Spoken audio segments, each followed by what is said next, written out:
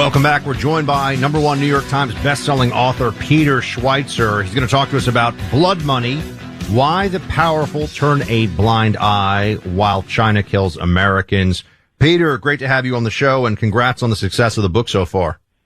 Oh, thanks so much, Buck. Great to be on with you. Thanks for having me.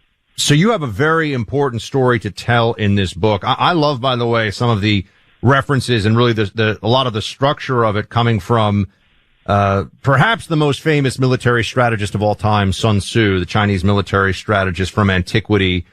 And you talk about the Chinese strategies being used here that go back to the time of Sun Tzu. And one thing I want to dive into is disintegration. I thought this was a fascinating concept in the book. Disintegration warfare. What is that, and how is China doing that to us?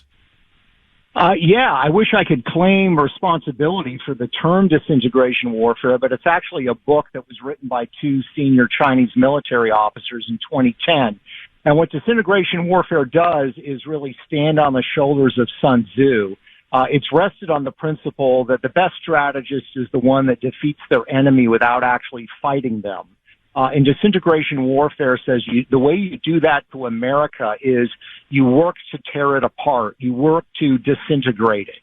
And that includes lots of components. One is the literal death of Americans, a fentanyl crisis, which is really a Chinese operation more than it is a drug cartel operation.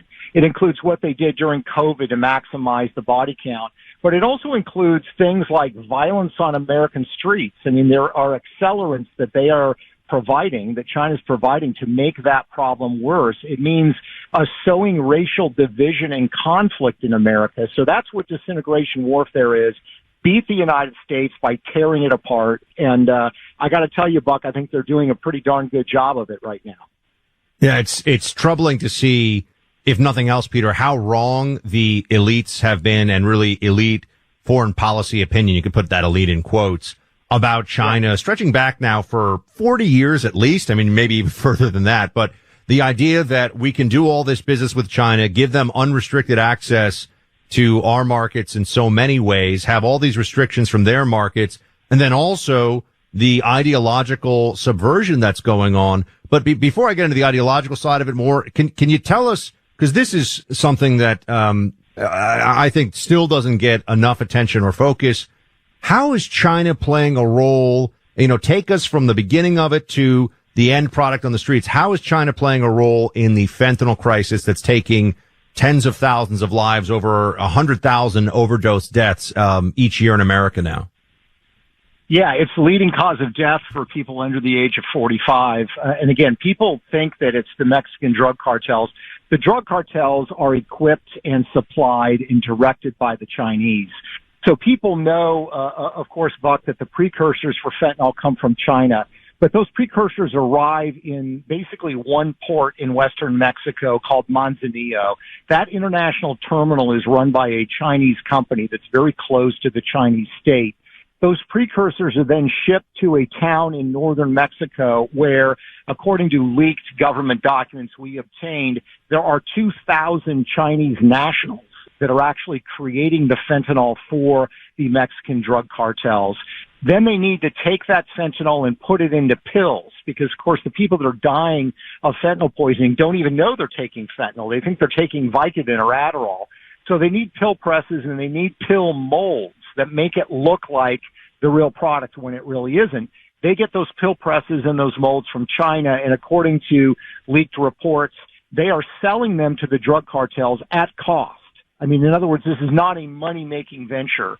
The drug cartels need secure communications when they're spreading this poison in America. They use Chinese apps and Chinese encrypted communication devices. Why? Because they know the Chinese will not share those communications with U.S. federal forces. And then the final part of it, if you are a drug operation, you need to be able to launder money. You've got large amounts of cash you have to launder. They used to, in the days when the drug cartels were all about, cocaine and heroin, they laundered their money in Latin American banks. They now launder their money in Chinese state-owned banks, and they oftentimes use Chinese students in the United States on education visas to do it. So the Mexican drug cartels are the junior partner. The senior partner here is absolutely the Chinese CCP. Now, Peter, if someone were to Google like China crackdown on fentanyl, because I recall from the news headlines that back in, 2023, Xi Jinping, China vows to crack down on fentanyl chemicals. DEA's own website says effective May 2019, China has controlled all forms of fentanyl as a class of drugs and fulfilled the commitment of President Xi. Are you telling us that Xi Jinping and the Chinese Communist Party are lying to us about all this and still doing it? Yes, no, they're absolutely lying about it. And honestly, they're laughing, I think, at America's response. Because consider the Biden administration's quote unquote get tough with China on fentanyl are these sanctions that if they find that Chinese officials are involved in the fentanyl trade, they will sanction them and say you cannot do business in the United States. The Biden administration did that in 2021 to a guy named Juan, who is tied to Chinese organized crime, was also an advisor to the CCP. They sanctioned him. Well, what happened? 3 months after our Treasury Department sanctioned him publicly, the Chinese government gave this guy an award, and he actually gave a rousing speech explaining how he was contributing in his way to helping China defeat the United States. So, yeah, it is a ridiculous ruse, and part of the problem is that this administration will not openly confront China on this. Joe Biden has said, it's not about finger pointing. You absolutely need finger pointing, and I believe that the reason that Joe Biden will not confront China is because the Biden family finances, their ties to China, is literally one step removed from the Chinese gangs involved in the fentanyl trade. We're speaking to Peter Schweizer. His book is Blood Money. I've got my copy here. Highly recommend you all pick up yours. Peter, okay, Biden is corrupt and a buffoon and a danger to the country and all of that. And we say that on a regular basis here.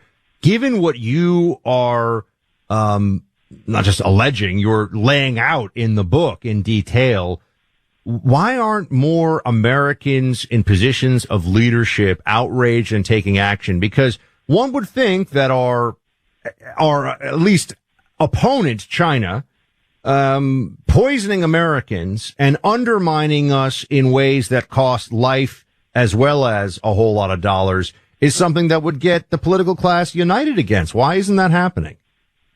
Yeah, no, great question. I think there's a multitude of answers to that question. First, you begin with the financial ties and the corruption, which is obviously the smaller group. But, you look at Joe Biden. I mean, we first broke the story in 2018 about the Biden family ties to China. But what I point out in Blood Money is it becomes perilously close to the actual fentanyl trade itself. In 2017, the Biden family got a $5 million interest-free forgivable loan from a Chinese businessman, a loan they've never repaid, by the way. That businessman was actually business partners with a Chinese gangster named Zhang Anlu, who's the head of a criminal gang that set up the Sinaloa cartel in the fentanyl trade. And they are, by the way, the kings of fentanyl. So what I'm saying is you literally have one Chinese businessman who is partners with this gang leader who set up the fentanyl trade for the Sinaloa cartel. The Bidens are on the other side of that equation. There's 1 degree of separation. That's why Joe Biden does not want to have a conversation about China and fentanyl. You look at other people like, Mitch McConnell. There are financial ties there. His family has a shipping business. Elaine Chao's family has a shipping business in China. If if Mitch McConnell were to say something or do something to offend the Chinese, they could destroy that family shipping business overnight. So that's leverage. So you have people like that. We could certainly talk about Adam Schiff and Gavin Newsom, but you also have the larger group that I would argue there's a lot of people in Washington, Buck, you talk about this all the time, that are go along to get along. They don't want the heavy lift. Once you accept the reality of what China is doing to the United States, you cannot have a normal relationship with this country. You've got to make some very hard choices as a leader in this country on how you're going to confront and deal with this issue and protect Americans. And a lot of them just don't want to make those hard choices. They want to pretend that the problem doesn't exist.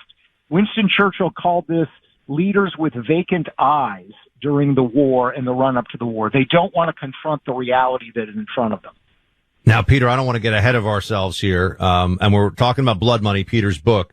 I don't want to get ahead of ourselves, but we may have different leadership in a little less than a year, and Donald Trump has certainly shown a willingness to break from consensus as it pertains to China and to take actions that even in his own party were opposed very much. I remember early on in the Trump presidency, a lot of Republicans saying they didn't like it. Given what you lay out in Blood Money, the research you've done, and what you found about this nexus between Chinese Communist Party, the cartels, the fentanyl, and the ideological undermining and the buying off of our elites, what does Donald Trump need to do to start moving this in the right direction and start making this a two-way fight instead of a one-way fight? Well, it's a great question. Look, I give Trump credit in the book. He raised fentanyl directly, laid it at the feet of the Chinese. Unfortunately, President Xi promised him he would deal with it, and I think President Trump took him at his word, which was a mistake. And I think that Trump has probably learned from that mistake. What we need to do is to make clear to China that the actions they are engaged in our country are not acceptable, and they are going to face consequences for it. I'm not talking about a kinetic war, but I'm talking about an economic cost. So why are we going to allow them access to our financial markets, to our commercial market, as long as they are engaging in this kind of behavior? I think you've got to put all of those things that relate to a sort of regular, ordinary state-to-state relationship on a hold until China starts dealing with these things that they are engaging in that are killing Americans. And I also think when it comes to the ideological battle, I mean, look, if you look what I lay out in the book, Buck, a lot of the violent protests that are occurring in our country that occurred in 2020 and the pro-Hamas protests that are occurring today are being led by a handful, a small group of radical organizations that have pledged allegiance to the CCP. And there's even a flow of money, indirectly, but a flow of money to these organizations coming from China. We need to not only talk about China as a nation state, we need to do what Ronald Reagan did during the Cold War. We need to call them an evil empire, and we need to engage in the ideological struggle between the two. It has been completely one-sided. They are trying to destabilize our country, and we need to call them out publicly and boldly. I still happen to believe that freedom will win in that competition, but you actually have to engage in the competition, and we have not done that with regards to China. Blood Money, Why the Powerful Turn a Blind Eye While China Kills Americans, the book by Peter Schweizer. Go get yours today. Peter, always great to have you on, man. Great work on the book. Thanks again. Thanks so much, Bug. I enjoyed it.